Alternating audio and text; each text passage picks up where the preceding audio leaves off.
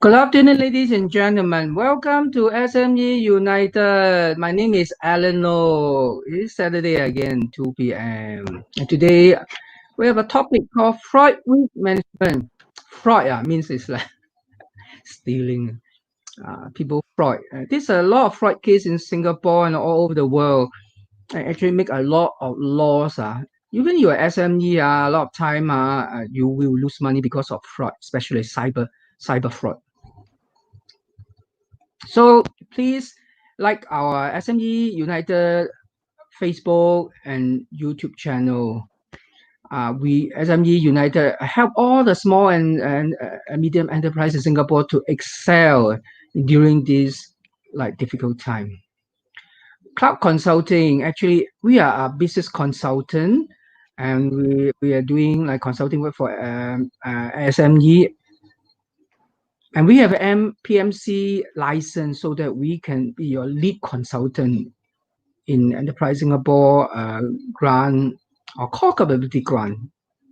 We also Six Sigma. That's why we can do a lot of process improvement for you. This is our accreditation.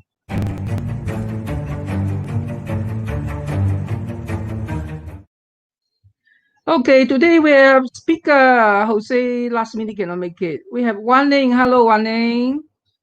Hello. Yes, Wan Ling is not a new guest. A few times already, over already. Need to hide myself, right? No need. So Wan Ling is very experienced, like finance. He's advisor before, so that he got a lot of tips for you to how to prevent fraud. And me myself, of course, I worked for 20 years in NMC and small company for auditor. That's why we can give you a lot of tips, a lot of tips. This is me. This Wan Ling is actually currently is a country manager for Robinson Business School. It's actually a retirement job. Yeah, Jose today cannot make it.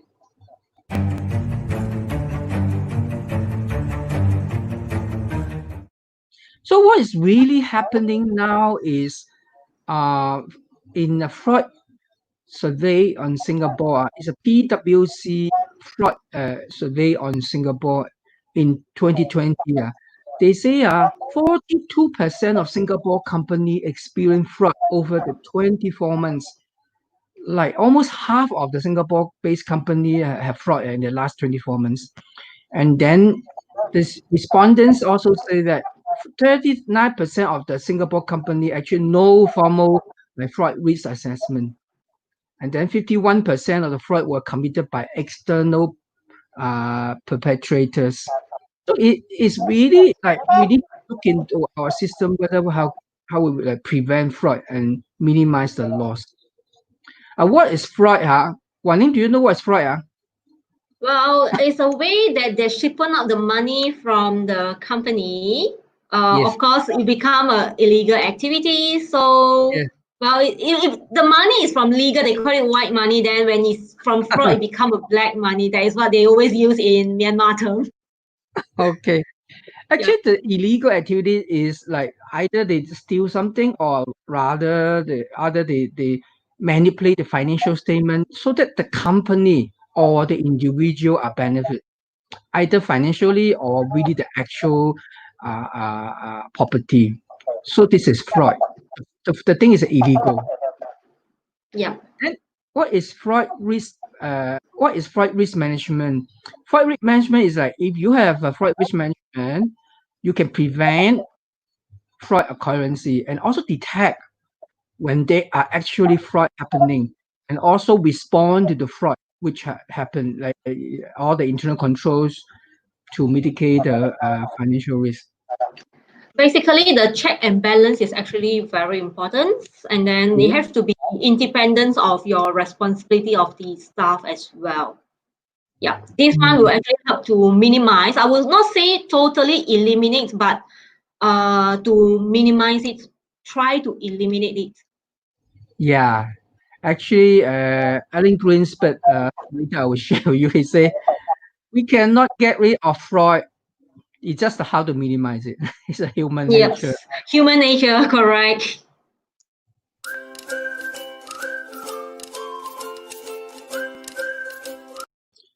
The first case study is Enron case. I think I was with Deloitte at this moment as a consultant. Then suddenly I heard about this case. So what happened is in 2001, okay, there's a company called Enron. He collapsed. It's a really one of the most successful company in America and suddenly overnight collapsed. What kind of fraud they have conducted? They inflated the sales. Meaning it's like they inflated the sale, the whole company performance is good, look good, right? Then the share price is very, very high. And then they can even the director know the sales is inflated and they sell their shares and get the profit and ask the Yes. employee to buy the share also. This is very, very like unethical. And Yep. also, yeah, they use a financial statement to hide the loss and liability. They do a lot of structuring of the financial statement, like treatment, special treatment in the financial statement, and then hide the loss. And then there are a lot of off-balance sheet items. There's a lot of creative accounting. The worst thing is when this happened, the government investigate. You know who helped Enron? The audit firm. The auditor even helped them to destroy the document. That's why after this Enron case, other evidences disappear in history. And of course, one of the most important reason is like what happened is like these two guys, one is a chairman, one is a CEO, they promote an ethical corporate value. That is, it's okay to cheat, it's okay to lie. Just But keep don't it. get caught. What happened to Enron then? What happened to Enron after that? Okay, the share Actually, price I drop. think Hmm. the share price dropped a lot, but I think recently also a similar case happens. Okay, but for that case, we will talk about it later. But it's actually Oh, exactly the same thing, inflated sales number. it's a coffee, right? Yeah. It's something like coffee, right? Yes, correct. Yeah, my favorite drinks. Yeah. Later.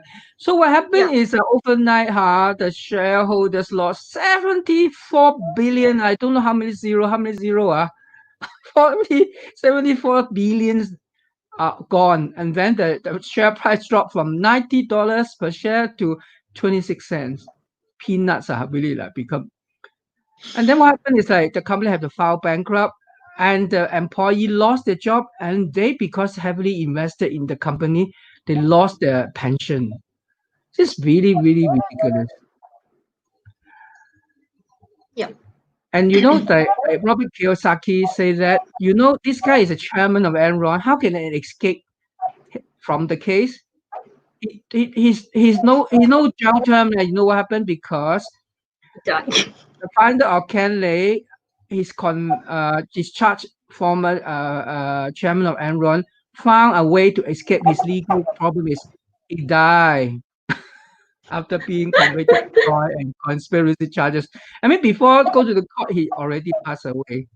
Sad. We should laugh at him, but just like, yeah, He did not enjoy the benefits that he actually commit this fraud. You see, the thing is that you died, and before you can enjoy the wealth that you yeah, somehow took out from the company in a way. yeah.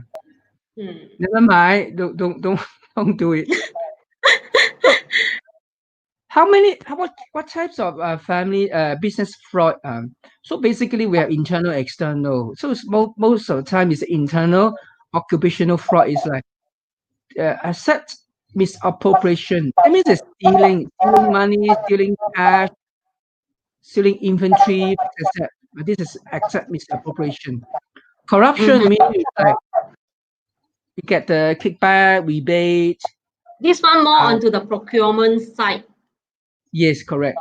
And you know what Mhm. happened is that when I was in China for 2 years, and a lot of colleagues or friends tell me, hey, Alan, uh, don't all the people in procurement department, they have kickback and corruption, just how much they get it. So the corruption, we need to be very careful. Financial statement fraud, just now we mentioned the Enron. They manipulate the financial statement in order to look good, and then the share price there. Later, Wan Ning will share another case. External fraud is very interesting. Is in Singapore, a lot of company experience external fraud is mostly from customer. It's only like this year survey. So I think the world is changing because of the e-commerce. So a lot of customers cheating the company also. So this is types of business fraud.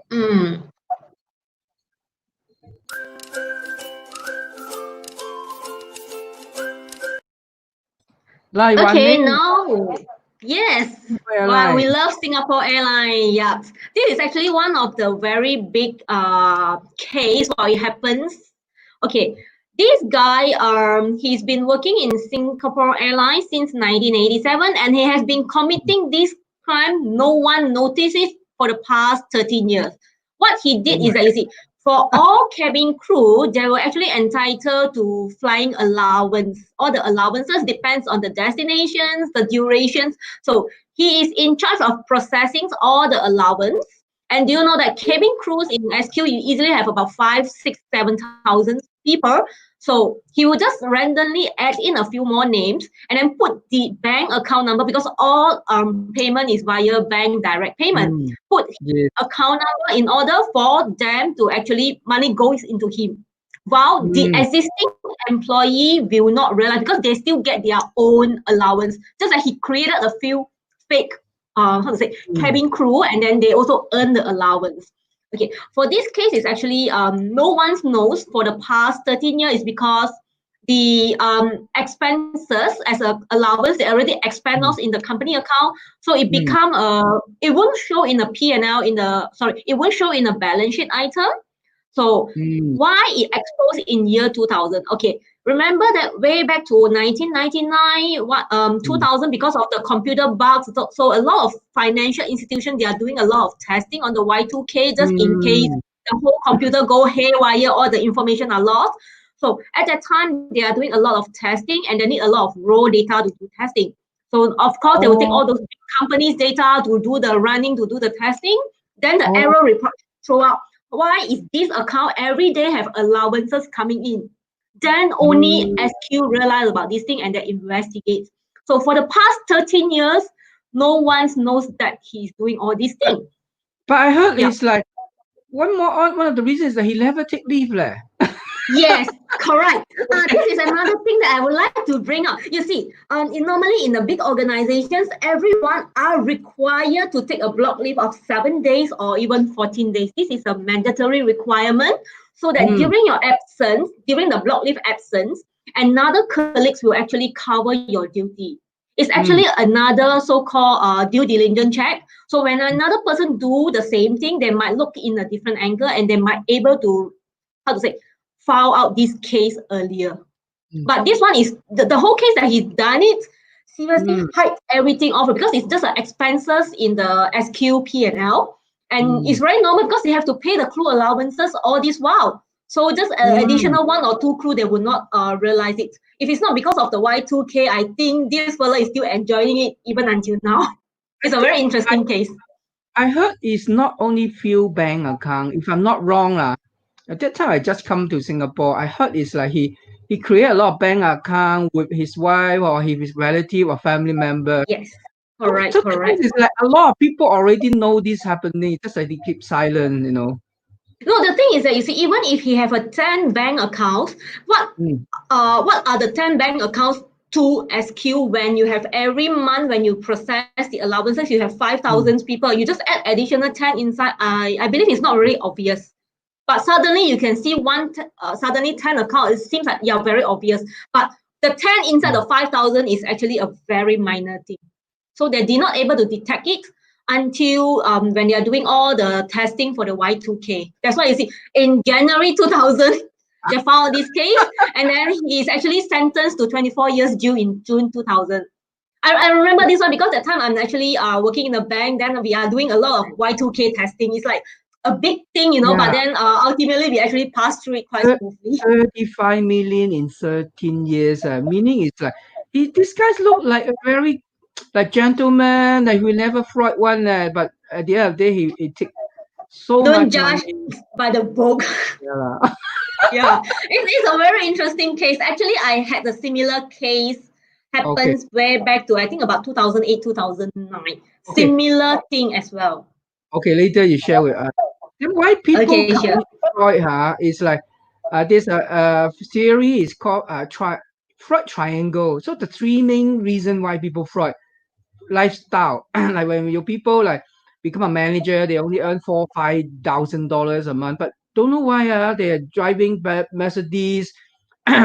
They go to casino, expensive holiday, buy apartment. That's why they have a pressure to steal opportunity. Like when we work for a company, like just now we share the case SQ, because there's no regular checking on the payroll or allowances for 13 years.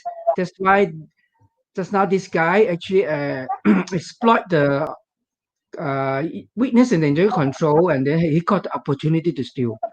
And then the rationalization is like all the people who commit the fraud is say, I have a justifiable reason to fraud, to steal. So I have a No friend. way, man. Sorry.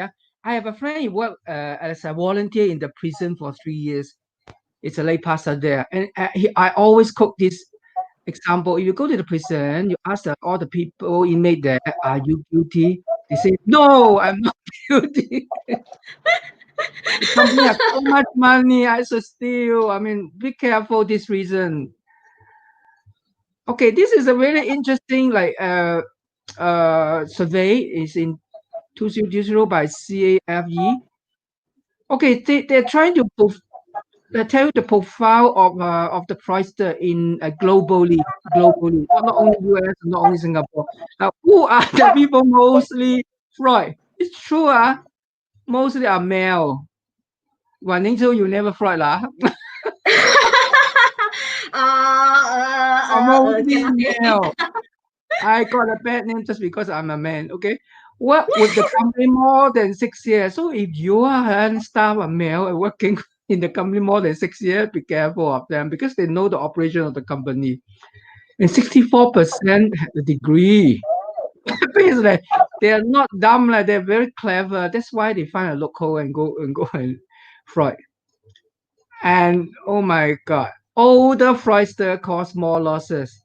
If you are younger, the money you still less. You have more financial commitment when you grow older. You see, you need to buy a house, you have a Or family, you have a retirement, you kids mean, to right? feed, this and that. That's why. I Yeah, don't so of know. course I they will think take more, they will take more. but older guy are more like old bird lah. They are more seasoning. That's why they can do it, and they steal one or two times, and they already a lot of money. So I have an experience with one of the agency, their resource-based company. The girl is only like 20, less than 30 years old, 25, 23, and a student at next time. As a payroll clerk, he's still 1.5 million in the 18 months. Wow. Wow. So yeah, some of them are exceptional cases. Yeah, I mean, yes, you do have male and female. I think the reason why the statistics come up male more, I think, is because the male are work in a higher ranking position as compared to female. Oh, More males in a higher ranking as well. Yeah, you see, because you tell me 64% had a degree.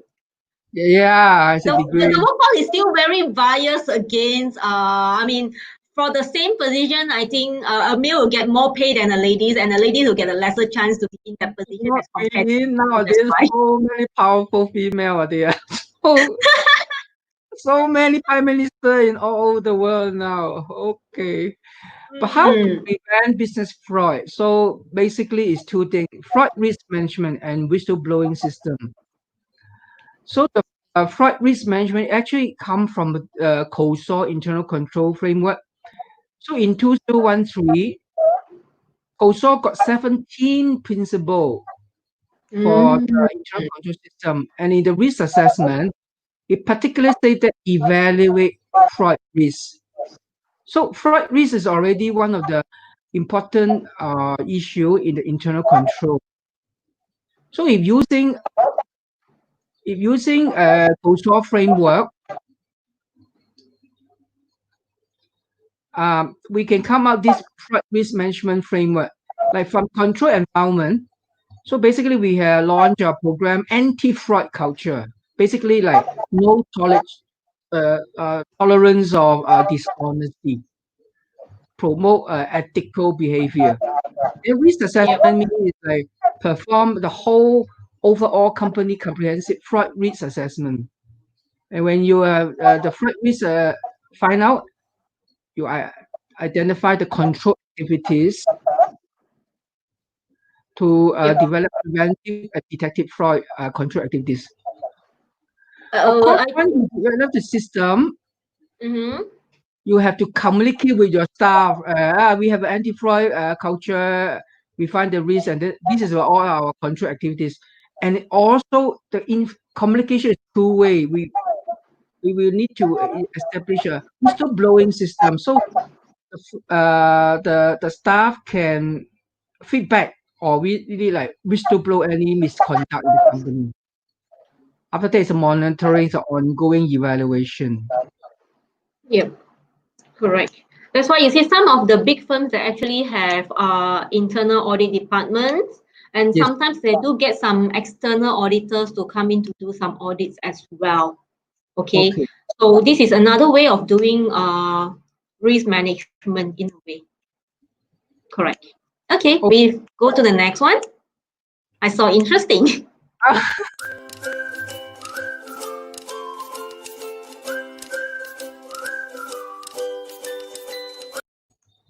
Remember the fraud triangle, right?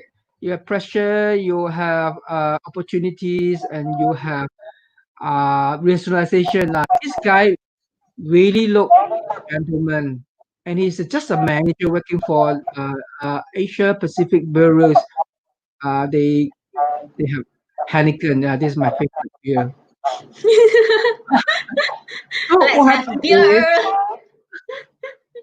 So what happened is he got the pressure because he got a mistress, half of his age. Yeah. He's only 44 now at that moment, so the girl is only 22 years old. And he got a life out. He's addicted to gambling, so he always go to casino. Treated him like a VIP, and he drive expensive car and living in the luxury apartment. Do you feel the pressure, Wani?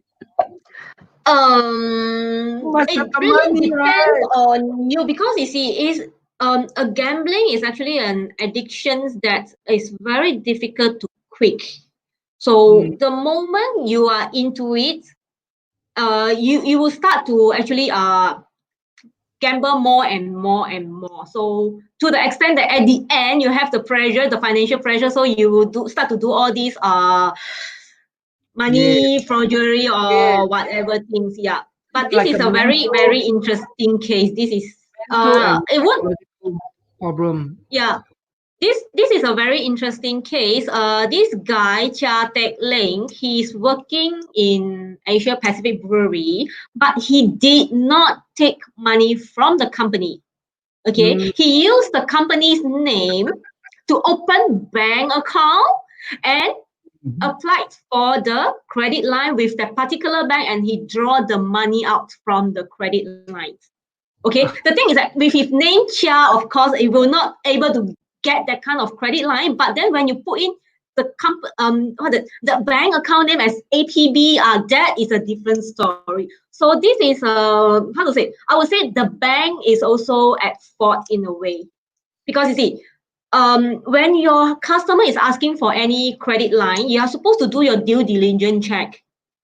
Okay, so not because, oh, this is a big company. Let's say if I'm the Coca-Cola Singapore branch GM, I come and open an account, you can immediately grant me a credit line. No such thing. But then the banks did not do the due diligence check, which is very, very important. Yeah, that means the company also provide opportunity for him to steal. The bank, not the company that he worked with, but the banks that provide him the the bank also, opportunity. the external party. Yes, it's the external party. He cheated the external party. He did not. Well, he did cheat the company, but I think he actually put back the funds into the accounts after a few years. So the company did not realize it. But the biggest one for this case to come out is actually the loan amount that he took out with banks. And the bank's accounts belong to Asia Pacific Breweries, but APB did not open this bank account. This guy actually forged all the board resolution to open an account and then to appoint him as the sole signatory of the account and then to apply for credit line, this and that. So I would say the banks do have spot that because they are so eager for business, because you see, when you give out loan, you earn interest. So in this case, they are so eager for businesses and they actually approve the loan without any questions by looking at the name Asia Pacific Breweries. So at the end, I think APB did not actually pay for the loan because it's not incurred by APB, but the bank have to absorb the losses. But one thing I believe this guy is very clever. 117 million. So I think he's one of the longest jail term. He had to stay in the prison for 42 years. After that, he come out, he's already 86 years old.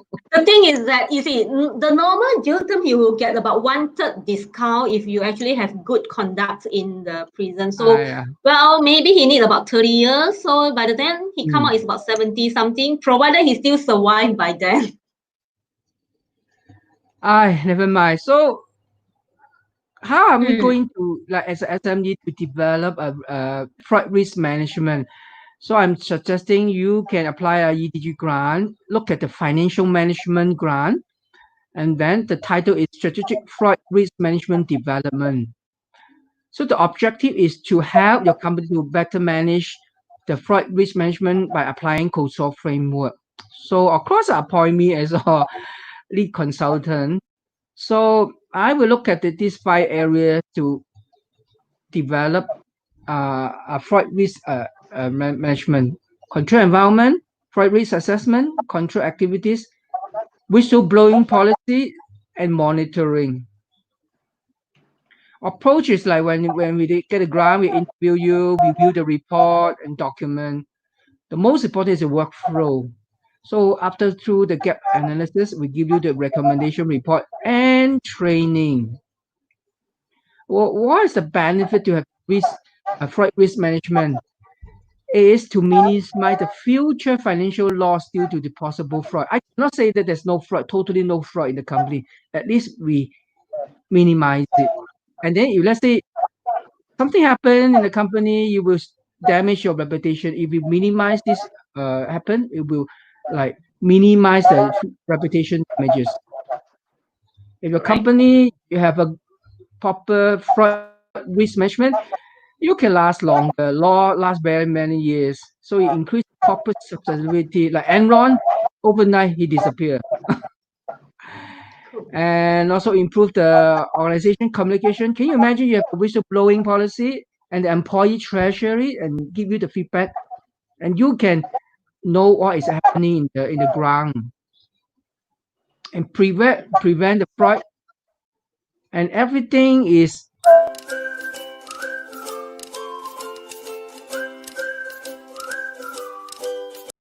like one name, your coffee company. Oh, this is an interesting company, Luckin Coffee. I think our friends in Singapore, you might not know this one. This is actually we know. We saw the TV already. Already reported quite a lot. Okay. But this one is actually a company that is founded in China, but listed in NASDAQ. Okay. So it's actually a very, very new company. In October 2017, they opened their first shop. Okay. They are actually targeting at Starbucks. So they want to be the Starbucks of China. So in less than 2 years, they managed to list in NASDAQ. Okay, NASDAQ is normally for those tech company, and the IPO price is actually $17 per shares when they are listed. So until end of 2019, that means it's like the whole year of 2018, 2019, for 2 years, they have 4,500 over outlets in China alone. Okay, bear in mind that Starbucks started in China since 1999, and until end of 2019, they only have 4,200 outlets. So this Luckin Coffee have more outlets than Starbucks in 2 years' time. Oh my Okay, God. so and the share price actually hit a record high of $50 per share. Okay, this Luckin Coffee is actually, they are looking for the investor, the angel investor to invest into it. Okay, they are trying to up the share price so that they can benefit. Okay, so they actually inflated their sales figure. Oh, Just like the Enron case. Enron, So yes, okay, in a way, they don't really benefit because it's not a real sales. They don't have the money that coming in, but the share price went up. So they actually benefited, the shareholder benefited from the upward trend of the share price. Okay, so until July 2020, they confirmed that it's actually a 300 million US dollar fort, and it's actually delisted into in Nasdaq. This is actually a very big blow to all the China companies listed in the USA. That means it's like in the P&L, the 300 million sales are all freak one. Yes, actually, it's very easy to identify this sort of thing because you see, this one, they don't affect the P&L or balance sheet of the company. No staff have benefited from them. Only the shareholder will benefit from here. Okay, so you can just easily calculate 4,507 outlets. Let's say every outlet open 365 days a day. So how much per cup are they selling? Do they able to actually reach that kind of sales in such a short time? So from there, we can actually identify. I heard how they open a store is like this store sell 200 cup, then straight away open a new one. Then another store sell 200, reach a quota 200 cup, then they straight away open another one. So it's not like look at the resources, just like I want to make it big lah. So yes, it's a very I would say normal way of all current companies, the new unicorn company doing the same thing. It's just like Grab, Uber. So they keep throwing in discount, appear themselves everywhere so that you get used to them, to their brand. That's why you see in 2 years they actually have 4,000 over outlet. It's literally like walking a few steps, then you can see one Luckin Coffee. Because I don't think they open a lot in the third or fourth tier cities. There might be in all the first and second tier cities most of the time. But interesting, you look at it, like 2019 he listed in Nasdaq and nothing is fine. It's only the year 2020, 1 year later, the internal audit actually find out this. So I don't understand how can they list it in US without finding out all this kind of freak. No, you have to see because first of all, this one is listed in Nasdaq. It's I would say a concept stock. It's not those traditional stock like Coca-Cola or Colgate Palmolive. This is a concept stock. It's just like Grab. We are so familiar with Grab, but do you know that Grab is still not making profits? They are still making losses. Okay, they are still making losses. Same thing for Luckin Coffee. They actually get angel investor to come in. So for the first shop in October 2017 until they got listed in May 2019, it's only about 1.5 years. For a company to restructure and for listing, normally it takes about 2 years to 5 years. And during this pre-IPO process, sometimes they do fail. But this company, you can see that first shop is October 2017. First shop, okay? So that means 2 years. They are using less than 1 year to do all their IPO. It's very easy to do IPO. The projection is definitely losses because they have all the capex expenses. Capex expenses to open all the new shops. All these things, how many years I can recover? How many cups coffee I sell, I can recover? What is my profit margin? This and that. So that's why they can actually ask for a $17 IPO price at that time. But they only start to actually fabricate after they go listing. Okay. It's like one outlet can sell thousands of coffees per day, which is quite unlikely. You can just calculate how many cups of coffee you can make per day. Yeah. So for me, it's like, wow, you look at it, it's like, I don't know, the day one they start is already think out all this kind of fraud plan already. Yes, by looking at it, this is their intention, correct. And Okay, so there's so much information now. We come to just now the grant. If you really want to apply a grant, basically we have the deliverable. The first one is the risk assessment, and then the gap analysis, like what you are doing now with the risk assessment or management. Do you have policy? Do you have proper workflow? Do you have a proper reporting? From there, I will give you a gap analysis and recommend from there using the COSO framework. So it is very powerful consulting process so that to improve the fraud risk management. Of course, at the end of the day, the recommendation report will state exactly what is the problem and what is our recommendation and the action plan. It will provide you the roadmap. Of course, we will draft the whistleblowing policy for you. And we are training. So this is all the deliverable if you apply the EC grant for the financial management. Like many times I mentioned, if you apply, the cost is 40,000, you only pay 8,000 moment because Singapore enterprise supporting 80% of the cost. 20%. 80%, you only pay 20%. So quite good deal, but only 80%. Normally 70%. Now it's 80% during the COVID, but only lasts to the December. Please call us if you really want to establish a fraud risk management. Application is very easy. Look for me. I advise you. You're a local company with more than 30% shareholding. And then once they accepted, they will send you a letter of offer. Then I will guide you through. Okay, so after you complete, you pay us, and then I can guide you to how to get the claim from the claim agent.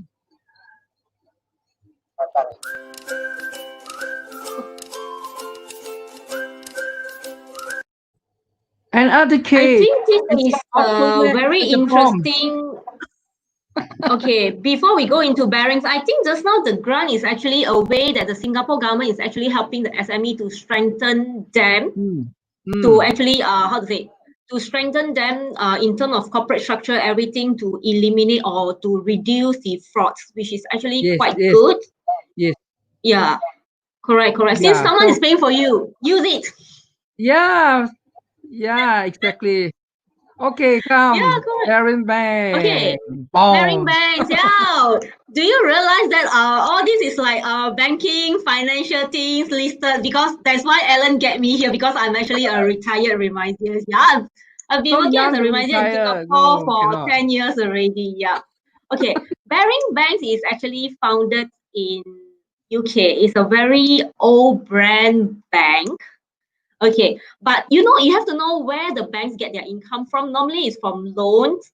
That means the bank will have interest income and also the fee-based income. But beside this, nowadays a lot of banks, especially they are having their investment arm, like the equities trading arm or the futures trading arms. That is where they actually engage professional traders to trade on company account to hope to gain from the trades. Okay, so this guy Nick listens. Well, quite a young chap. Okay, he joined Bearing. Yes, he joined Bearing in 1989 when he's 22 years old. He do not hold a bachelor degree. He don't have a bachelor degree. Okay, but he's smart. He know how to manipulate the markets, especially very smart guy in dealing with all the futures indices. Okay, so he been trading on Baring's account, and in 1993 he's trading profits, because when you buy sell, we always scalp the price. Scalping itself, his trading profit is actually 10% of Baring's total profit. Which is very, very, very significant. Okay, one person generate 10% of your total profit. Yeah, a superstar. Okay, and yes, exactly. So he got posted to Singapore, Barings Future Singapore, and he is the general manager and head of trader based in Singapore. Okay, so when he's in Singapore, he trade on CIMAX, which is a Singapore indices. So he is actually doing pretty well but yes, do bear in mind that all traders, they do make error during the trades, and not all trades you can gain. You see, sometimes you have to cut loss, this and that. Okay, so they always have an error account for all traders. So he actually trade, and to one extent that because he incurred some losses and he need to recover the losses, he always double up when he trades the next round. Okay, so it actually incurred a losses of £208 million in 1994, which is half of Baring's capital. So now the questions come: how can you incur that kind of losses, half of Baring's capital, by trading forex? Trading all these futures. Okay, if you don't understand about future tradings, it don't trade dollar to dollar. It always trade on leverage. 2 times, 5 times, 10 times, 20 times, 50 times. That means if you want to trade 100,000 contract, you might need to come out only about 1,000 cash as a margin. That is why he actually incurred the losses up to £208 million in 1994. Okay, so any error that trades that he put into the error account, the company trusted him too much that they never check on the error account. The error account, is it the one account under 888? Yes, correct. Because even like me, when I was a reminder, I do have error account, which we are supposed to clear it the next day. Sometimes the customer call me, can you buy for me company ABC? Then I actually fat finger, I press the next counter, become DEF counter. Then only I realize that, oh, I make a mistake. So immediately I need to execute the correct trades for the customer, but the wrong trade I have to put into my error account and try to cover back the error account. So all traders will definitely have an error account. So same for this case. That's why he have an error account, but he never zeroized the error account on the same day or the next day. This is the mandatory requirement for us, that we have to zeroize our error account. Because sometimes that you don't identify your mistake on the same day. It's only the next day when your daily report comes out, then you say, oh shit, I make a mistake. So that is the time that you put the trade into error. So normally they allow you about 24 to 48 hours to actually zeroize your error account. But this guy never zeroized his error account, and no one checked on him. But how exactly? How can it be nobody check on him and no auditor, nothing, nobody know about this? Trusted on him too much. They don't have all this internal, and if you actually monitor, it's actually happened in a very short span. You see, for all futures firms, equities firms, the auditor might do it every quarter, internal audits maybe every quarter, or unless your daily report have a very huge error. So the person who checked the daily report also never highlight when you have such a huge amount in the error account. Okay, so this is internal control. Correct. So in January 1995, the losses is more than double of Baring's capital, not revenue, but it's capital. How much capital at that moment? You still remember? 400 over million pounds. Oh my God. Yes, but you see, the losses is actually 1.8 billion. Oh my God. But okay, like the concept is that he lost so much. It's only a number game, right? Like it's put a number, that's all. But if let's say he never settled it, then it was still there lah. No, technically you see, when you trade on margin, on leverage. So the moment when you close the positions, that the losses you have to pay in full. Yeah, you realize the losses already, you have to pay it in full. That's why the losses can be more than double of the capital, is because trading on leverage. Yeah. This is things happen. So you see, when he lost money, that means that another party will earn. One side lost, one side gain. This is definitely okay. So if I'm the one that gain, of course I will expect the money to come to me. But so where is the money now? You have to pay me. And Baring's unable to pay for it because it's double of their capital, more than double of their capital. So, and this is the reason they actually bankrupt as well for Baring's. So now still got Baring, right? Still got Baring, right? No, right?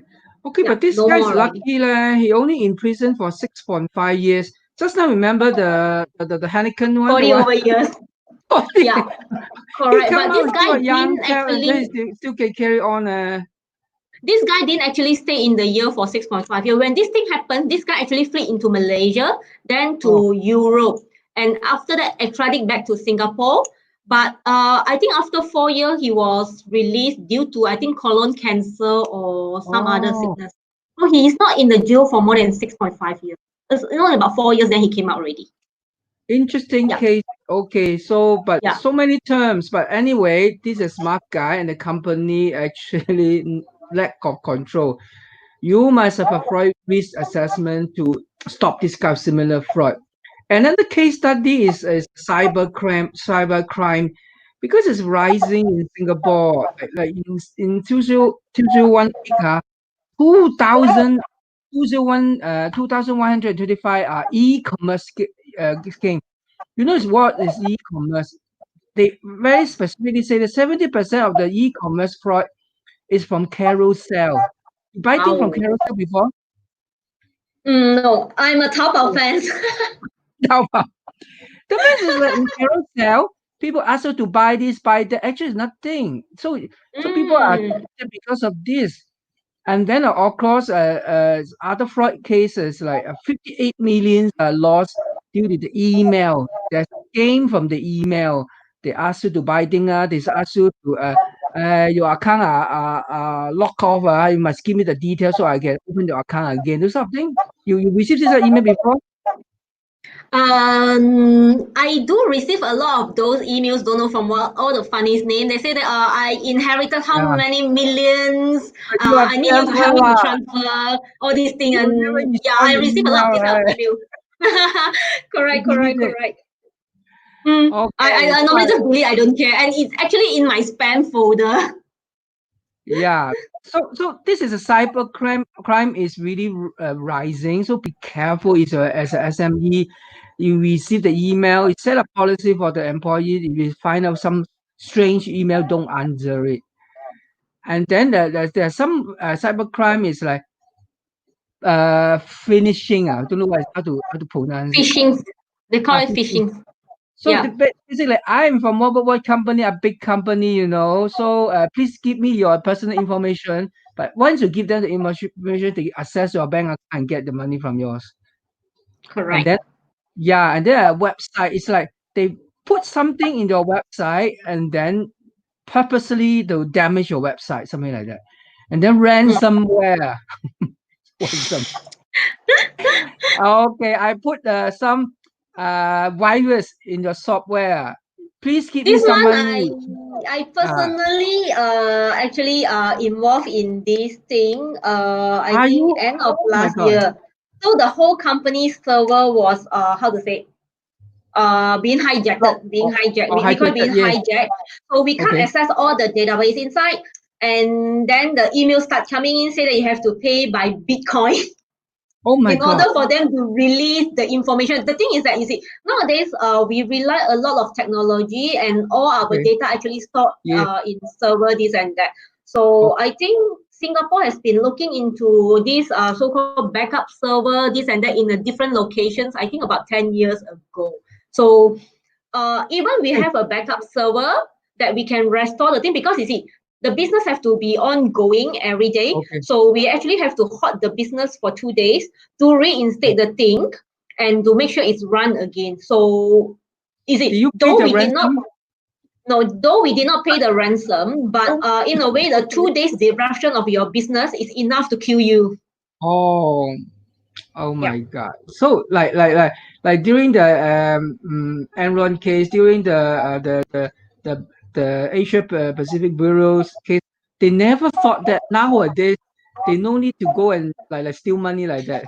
They just use the technology and steal and get the But money. during that time, you see, actually, it's all due to technology. You see, the SQ case is actually, if it's not due to Y2K, it won't even expose. Yes. Okay, Asia Pacific breweries that one seriously, you will not be able to detect it as well because the bank that give out the loan never do due diligence check.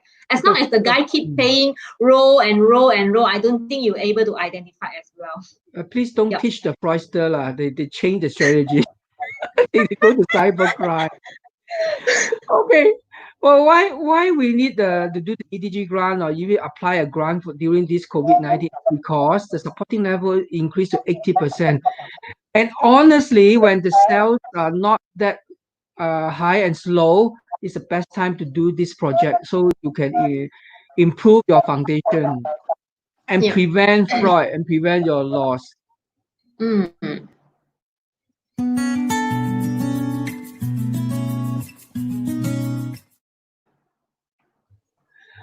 Okay, now sensitive question. Wenning, have you experienced any corporate fraud? You're a victim or you're an investigator? How do you feel? I am not a victim in a way, nor am I an investigator, but during my career life, I did experience all these cases happening even in the company that I was working with. Okay. Yes, one case is rather similar with the SIA case. So the SIA case is that they pay allowances to the cabin crew. So my case is that because I'm a remisiers, okay, so you have to pay reminder every month. So it's a similar way of doing things for about 2 to 3 years. No one noticed. Yeah. At the end, I think someone actually do some audit check. Then they realize that how come this name looks odd, is not appear in the sales staff list, because we have almost about 1,000 sales agent, reminders, and insurance broker. So it's also difficult to identify. So somehow it's by luck that identified. Yeah, I did encounter this one.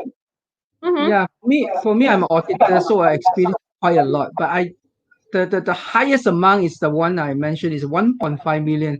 You know what happened is like this little girl actually like is very decent, pretty. You never think she will fraud. So one day there's one call from bank and she's not around. And then his colleague pick up the phone to say that, oh, the bank say that, oh, yeah, your signature is not correct. Like, can you come and sign the document again? The document is to sign to get like the money from the bank. Then the colleague pick up the phone. The girl is not on duty today. Then the guy go and check with the accounting department. They, this person payroll, this person name already no more working for us. Then we find it out and talk to the bank, and then after that night he crazy, she gone crazy and say, I didn't do it, And then she go to he almost want to commit suicide, all the drama, but she didn't die, of course. Yeah. So what happened is like exactly he freaked the document, learn how to sign like approval, and then get all this kind of freak employees name, and then get the money from the bank and directly bank into her bank account. I see. Yeah, I see. I feel I'm very silly. At that moment, actually, the company didn't allow us to check payroll, so I should go for it and then check it earlier and get it, find it. This is my feeling. What's the feeling, when you have a fraud in the company? Yeah, I think seriously, it seems like happens always internally. It's always on the payroll side, because everyone think that what nowadays what HR personal information, this and that, PNC, confidential, what data protection, right? Correct. So I think in futures they have to work something on these parts. So they must have a very clear how to say evaluations methods, and to disclose out everything like someone's pay, because you see we are still in a very old era of like every year you get your increment, so your salary will be higher based on your seniority, but regardless of your work performance. And this is the reason why HR say everything's are confidential. But I think we should evolve from this part. So only the performing staff will get increments. So I think can just actually open up all the information. I think China is doing something similar right now. I remember before the fraud case we identify, the HR department actually tell us that you cannot check our payroll because it's a data protection. I bring this case up to the board, Then at the end of the day, what happened is that the boss said, never mind, Alan, you don't need to audit, but we can get a third party to audit, but never get a third party. Then come out this fraud case. Actually, third party audit is very, very important.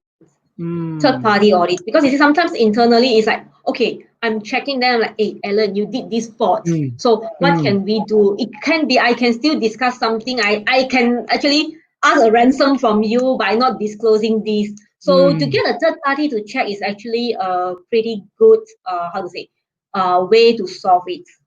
Yeah. And then I can share one case I really feel disgrace, really feel like how can this happen?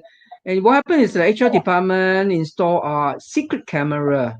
They never tell the company that there's a secret camera, and then they monitor the behavior of the company, all the staff. And then suddenly one day, five girls come to me, Alan, I need to meet you in a secret area. Then they tell me, hey, Alan, we are monitored by a camera. I suspect there's a secret camera. So what happened is that then we go and find out really there's a secret camera in the middle of the office. So it's not really a like a fraud case or what. It's just like an ethical things. All the HR involved people are fed a sack and the camera take it down, and then there's a lot of how what is inside the camera. What is the recordings? Until now we don't know what happened. So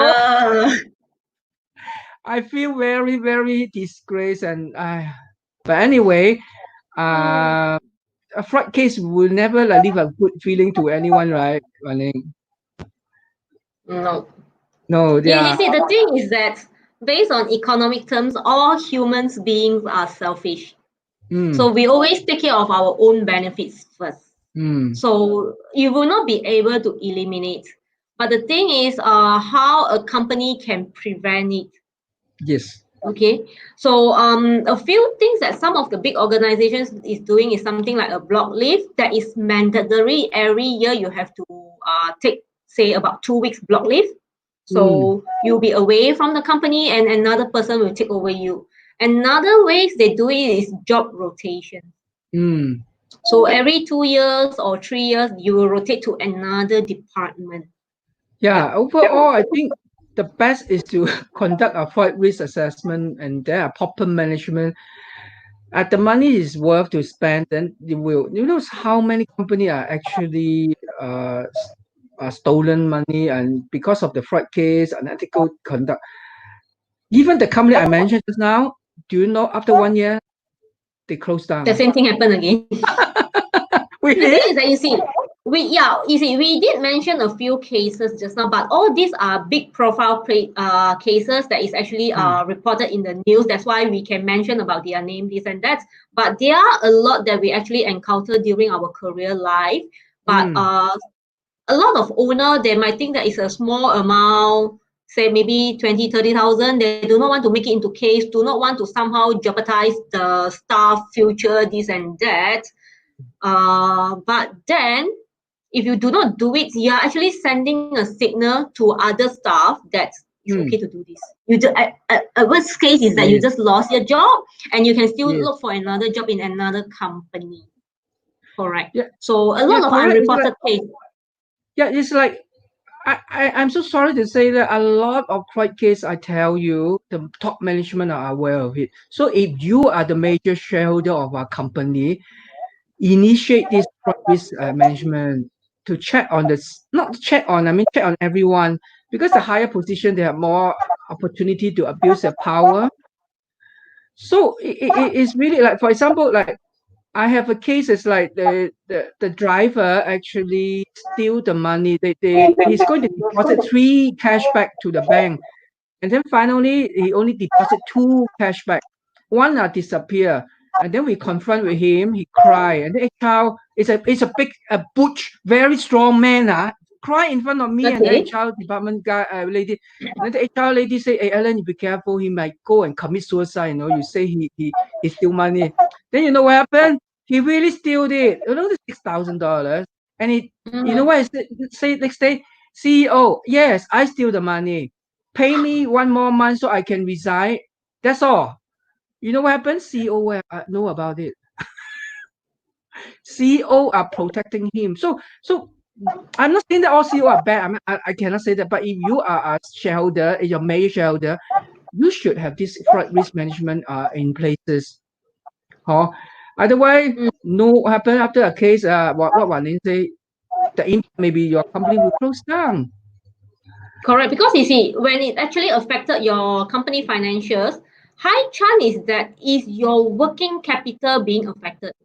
Okay, when your working capital being affected, you cannot pay your immediate dues. That is the time that you have to declare bankrupt, even though your business is doing well, but then your collections will not come in on time.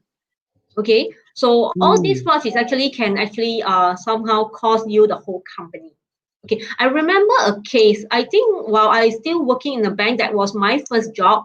You know, when I work as a bank teller, you know, every day you have people come in, deposit money, withdraw money, this and that. So for every transaction, this teller deduct 10 cents. Oh, Yeah. I heard about it.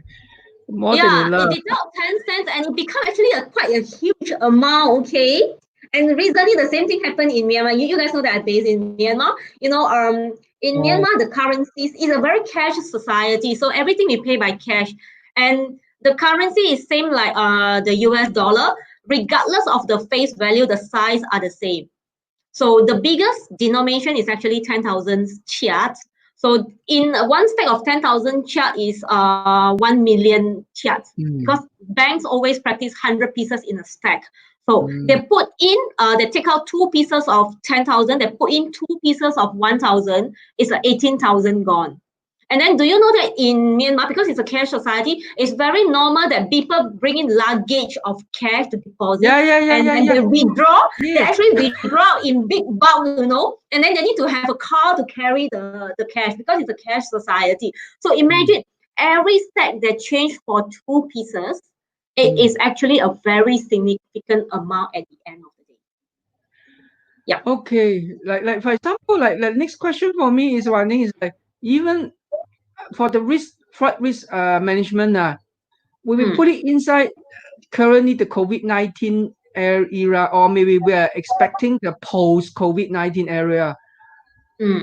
What is the important, how urgent for SME or company to have the risk fraud risk management? Okay, you see, our lifestyle actually changed totally after post-COVID. Okay, work from home is very normal nowadays. So it's even easier for staff to commit fraud. Very easy. Very easy. So the company is better to actually have a system in place to detect it or to minimize it. Because it easily happens, because a lot of things is that you see, when we are in the office working, then I can just walk to your desk, then kepo a bit what you are doing, or just peek into your screen, chit-chatting, you see. Well, but when we are working from home, we lack of the human touch. We don't have the communications. Okay, we call it kepo. You know, we always kepo. Sometimes I will just, I walk to Ellen desk, what happened? We had to go for lunch, this and that. So from there, we still have a little bit of human touch. So maybe we can identify, oh, hey, how come recently Ellen seems like quite wealthy, you know, always buy me lunch, you know, then I'm like, hey, what happened? I can be the whistleblower. But when you work from home, seriously, you do not know what is happening behind it anymore. I see. But look at it is because during the COVID-19, a lot of company like struggling to survive, and it's really provide a lot of rationalization, like the reason why they fraud. And at the same time, the lifestyle also, like let's say I have a apartment before the COVID, I have car, but now I don't have much cash. This is I will create a lot reason or the problem to justify me to fraud. So that's why during the COVID, in a way. Correct. You see, yeah, the thing is that during these past 3 months of circuit breaker, you see, a lot of them actually lost their job or loss of income or even a reduced income. But don't forget that they have commitments that they have to pay, like their car installment, their house installment, the kids' educations, all kind of expenses they have to pay, but they don't have income. So when the opportunity arises, okay, it's a very simple thing. It could be I'm the debt collector. The company actually asked me to go and collect from someone to collect a debt and put into the company account. So high chance is that I might put in 2-3 days later to use that amount to actually settle my urgent immediate deal first, or maybe I even like buy milk powder for my kids or whatever, because I do encounters someone that actually called for me to look for a job. Can I start work today? I'm like, why? After today, then I need to do advance my salary for today because I need money to buy milk powder for my girl. Then I'm like, oh my God.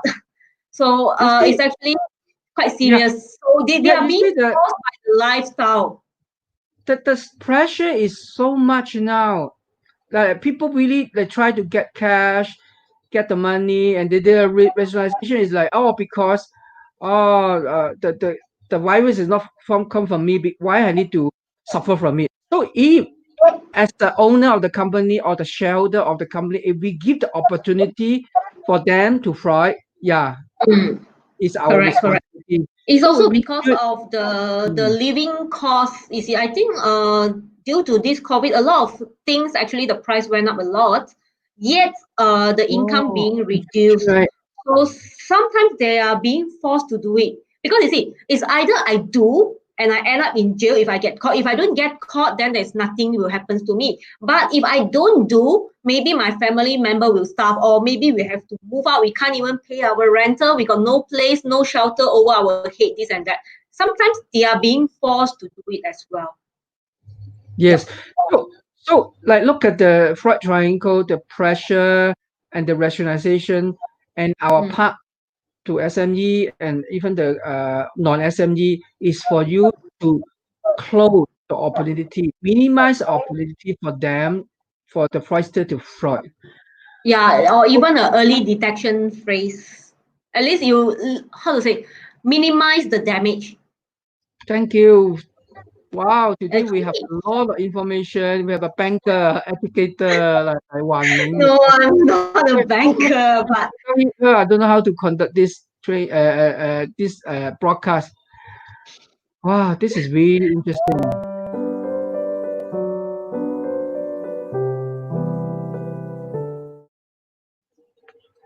So there's stocks. Say when you are dealing with frauds and liars.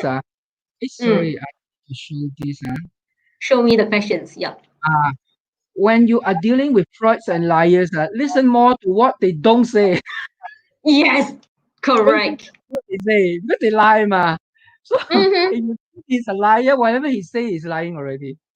Yeah, And then this the is other one, correct. Cash say Freud is a doctor of greed. So I agree, like because people are greedy, then they will fraud. Like how can I don't understand. One thing is a little girl, 22 years old, no study in nighttime. He need 1.5 million for what? It's not that she needs 1.5 million or for what purpose, okay? The thing is that it could be due to peer pressures. You see, if my classmates or my secondary school classmates, while they are carrying a LV bag, a Gucci bag, then I'm like, how come they are also working as the same position as me, fresh grad? Yeah, Why I do know. they able to Like have? Yeah, they like will few look hundred for it. thousand is more than enough, right? It's great because I can get it more and more and more and more The accumulated thing is that you until see, 1.5 the million. first transaction is successful, unable to detect by the company, I will try the second time. I'm so lucky I won't get caught. This is a very human being thinking. Come on, man. First time I did it, no one knows. I do the second time, but no one knows again. So Okay, maybe the first time okay, is people 1,000, police second time listening. 5,000. Yeah, it's a human nature. So I think it's a huge topic like how's the psychology of a fraudster lah. Then the Alan Greenspan say very clearly, we cannot change it. Corruption, embezzlement, fraud. These are all characteristics which exist everywhere. Agree, right, Wan Ning? Everywhere have Totally this. agree. It is Yeah. regrettably the way human nature function. Oh. So he believe like human nature is evil. So that's why it's everywhere. Yeah. Whenever you like it or not, it will happen. Okay, I Yeah. accept it. But what a Yeah. That's why successful it's to keep economy, it to a minimum. yeah, what a successful economists do is to keep it to a minimum. Yeah, you have fraud, you keep it minimum. That's why do a fraud risk assessment and fraud risk management. No one's Yeah. ever eliminate any of that stuff. I think Yeah. I Correct. You okay. Okay. Yeah, I you see, think because it says that the whole things will cost about 80,000. 40,000, sorry, 40,000. So the grant is actually 80% of it. So you just need to come out like 8,000. So yes, I think when things happen, it was definitely more than 8,000. Seriously, when any fraud case happens, it's definitely more than 8,000. It will not be anything less than that. So I think it's actually worth investing into that system since the government actually give you the grant for that. But you have to get the correct person, the experience or professionals to help you to do that. Yeah. okay. Thank you very much. I think it's a meaningful session. So I see you soon, darling. Okay, Enjoy sure. your Thanks. weekend. Bye bye. Bye.